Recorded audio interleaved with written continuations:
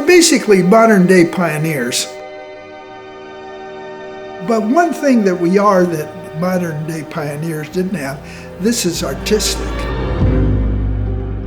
I mean, this sounds like an exaggeration, but I doubt that it was more than 20 seconds for the whole concept of the house to have taken form. I'm sitting there and I'm looking out and I says, okay, I started one point of reference was where the sky hits the trees.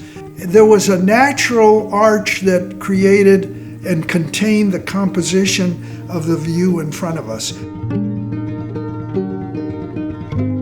So the shape was determined by all of this information that was in the brain, and it just let it flow, and it just took its own form.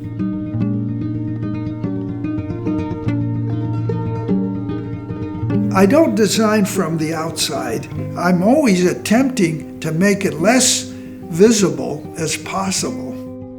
Basically, I want it to be hid, or I want it to blend.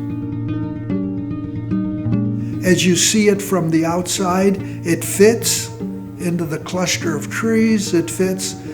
See, if it's a growth form, and if it grows out of the conditions that exist, it becomes unique in itself.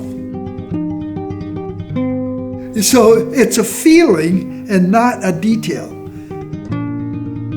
This was awesome. We were 19 years here, my wife and I. I mean, it was a joy to look out those windows.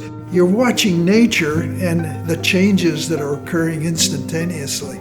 You're a part of this nature in a way that you just can't have in an urban society.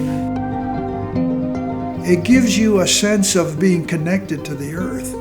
I think it's a basic quality that we all need, even if we don't know it. And it's there for us to have if we can accept it and understand it. I had a ball.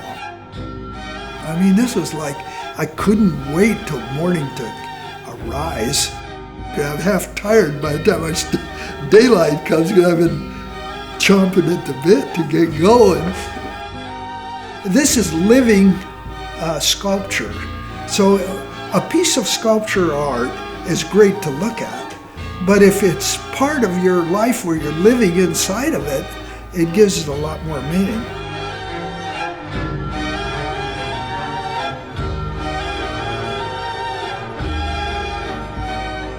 It was a unique setup here, and that every element that was required to go from concept to completion without having to have an outside source, either financial or physical, and it was something I could do without having to depend on anybody else.